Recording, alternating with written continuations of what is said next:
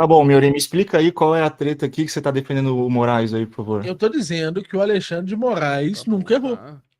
Que o Alexandre de Moraes faz exatamente aquilo que o nosso consenso jurídico, a nossa doutrina jurídica atual permite. É isso que eu defendo. Eu defendo que o pós-positivismo, eu defendo que Dworkin, eu defendo que Hart, eu defendo que tudo que nós temos, inclusive em termos de Caio Mário, tudo que nós temos de doutrina jurídica sobre as decisões do STF, validou a posição atual de Alexandre de Moraes. Alexandre de Moraes é, nesse sentido, um constitucionalista preciso. Preciso. Porque ele age exatamente como o pós-positivismo permite que ele haja. A lei é lei mais hermenêutica. A Mas lei. aí, Vou falar. tá, mas aí você tem um certo conflito, né? Porque, de fato, há certas regras constitucionais que são bem jurisprudencialmente claras e estabelecidas, no qual ele está desvirtuando a própria ideia do princípio pelos quais elas existem. Né? É claro que ele usa a hermenêutica para isso, mas você não precisa ser muito versado em interpretação jurídica para ver que ele está de fato anulando a ideia do próprio princípio, Mas né? quem Para fazer decide ganhos isso? políticos. Quem decide isso? Bem, quem decide isso É são o a STF? jurisprudência Sempre. constitucional, certo? Não, mas Sim. o STF decide qual é a interpretação correta de uma dada jurisprudência. Não, sim, mas o STF não pode simplesmente mudar da noite para o dia. No caso, eles teriam que observar o histórico da jurisprudência na sua Mas é aplicação. porque eles estão interpretando que estão observando o histórico da jurisprudência. Essa é a interpretação deles. Sim, mas aí eu acho que também seria o papel do legislativo tentar intervir, né, no sentido de. Assim, é um problema, eu acredito, não só de hermenêutica, mas a constituição dos três poderes, né? Não é uma relação harmoniosa. No caso, o STF, ele de fato tem o poder de anular a vontade do povo, a vontade do Mas legislativo, a né? vontade do povo decidiu assim, Henrique.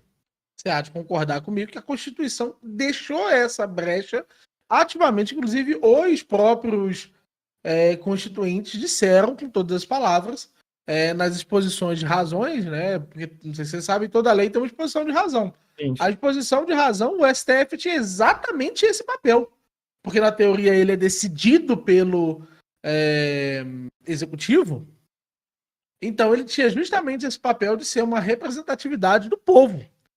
Só que você está usando a razão, Engel. Você está usando a sua razão como sendo, dizendo, não, existe uma razão universal a que todo homem pode acessar, e esse homem, ele pode, inclusive, julgar se o STF está certo ou errado, baseado nessa razão. Esse não é o princípio consolidado na nossa Constituição ou na nossa doutrina jurídica. A nossa doutrina jurídica nada tem a dizer sobre isso. Inclusive, nega veementemente essa possibilidade. Porque a nossa doutrina jurídica dá muito mais força, você diz, à vontade discricionária do ministro do STF, que acaba se tornando um legislador em cima da vontade soberana do povo, suprimindo o poder legislativo, no caso, na prática, tu diz. Isso. Bem, mas E aí, acho que você saiu da faculdade com essa impressão. Como todos nós. sim.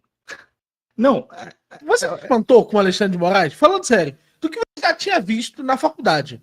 Quando o Alexandre de Moraes começou a aplicar essas coisas na realidade, tu se espantou? Tu disse, meu Deus, como esse homem está agindo completamente diferente do que eu me esse sistema espantei é no feito. sentido de quão foi fácil um ministro acabar utilizando esse poder discricionário e nenhum outro ministro ousa se impor ou questionar de maneira contundente, e nem mesmo a força do legislativo foi suficiente. É claro que há uma falha na harmonia dos três poderes, é um sistema falho por natureza. Obviamente, algum dos poderes vai ter que se sobressair, né? Isso.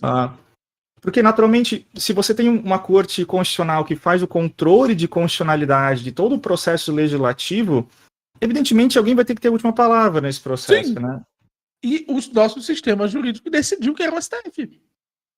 Sim, decidiu que era o STF, exatamente. O problema talvez seja que não haja, por exemplo, a ideia de um veto em que o executivo e o legislativo possam se unir para fazer um veto excepcional para vetar uma decisão de controle de constitucionalidade do STF. Para tentar dar Mas isso não vai tipo de... retroagir. Isso não vai retroagir. Isso significa o quê? Que até aqui, com a Constituição que nós temos, com a jurisdição que nós temos, Alexandre de Moraes está certo. Até aqui ele está agindo de acordo com o amálgama jurídico que foi dado ao nosso país. Eu diria, então, eu vou parcialmente concordar com você, Mirinho. Eu acho que ele está certo no sentido de que é a possibilidade que o sistema permite que alguém possa fazer, mas eu não acho que esse seja a atuação certa de um juiz constitucional, porque ele, de fato, ele não está querendo preservar o arcabouço constitucional ou a interpretação do arcabouço constitucional. Ele quer, na verdade, preservar uma ideia de um regime político. Né? Ele quer proteger o que ele acredita que é a democracia e o que deve ser feito para protegê-la, né? Em detrimento da interpretação do arcabouço constitucional. Sim. E é por isso que eu acho que ele erra com o ministro. Mas se tu estudou pós-positivismo, você sabe que as interpretações do STF têm identidade com as interpretações do arcabouço constitucional. Elas não têm existência própria. Esse é um dos princípios, inclusive, porque... Só para vocês entenderem, pessoal, o pós-positivismo ele é oposto ao constitucionalismo, ao chamado constitucionalismo estrito. O constitucionalismo estrito diz que existe uma interpretação inconstitucional para além das interpretações que nós fizermos dele. Então existe um conjunto de normas, como é o caso dos Estados Unidos. As 11 emendas é dito que elas têm... as 3 emendas é dito que elas têm vida própria, por assim dizer. Todas as primeiras emendas, elas possuem uma forma de interpretação que vai para além da interpretação que os juízes, que o STF pode ter delas. Agora, no nosso arcabouço jurídico, é o contrário. Nós compramos a regra do working.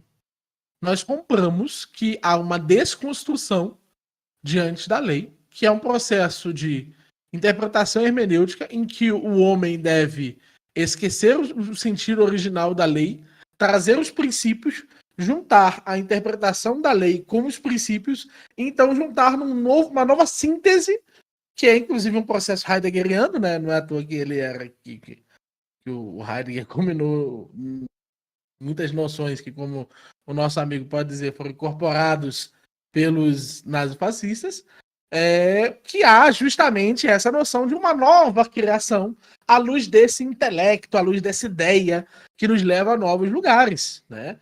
E o pós-positivismo incorporou isso da melhor maneira possível. Inclusive, digo eu, de forma muito técnica. Há a noção aí de que a liberdade é apenas um detalhe, a razão é apenas um detalhe. Esse amálgama, esse processo, ele é privilegiado na nossa doutrina jurídica como sendo o causador das formas jurídicas atuais. E as nossas formas jurídicas atuais não existem fora dela. Sabe, então, que você deveria ter apontado o nome do culpado desse positivismo moderno jurídico, que é o Hans Kelsen, então, né? Não, mas o Kelsen foi superado. Nunca mais acontecerá no Nuremberg. Por quê? Porque a mente desses 11 juízes não deixará. Porque o tribunal... Eu comecei falando nessa live ainda, eu falei. Será preciso um tribunal de Nuremberg, um tribunal de exceção, para julgar qualquer um dos 11. Por quê? Porque eles agiram estritamente de acordo com a doutrina jurídica presente e com a lei presente. Tu sabe que, então, seria possível surgir aí um outro set de ministros que façam uma interpretação hermenêutica constitucional diferente e capaz de responsabilizar os outros ministros. Sim, que estão fazendo será justo sempre. Tudo que vem na frente é justo. Esse é o dever constitucional. A coisa mais recente é sempre justa. Lembrando que também pode ser que o próximo valide ainda mais e faça ainda pior pautado nos anteriores, né? Eu não acho que vai acontecer o que vai vir falar que estava errado, não. Acho que vai vir o que vai dizer que tá certo e vai seguir as consequências ainda piores do que esse daí.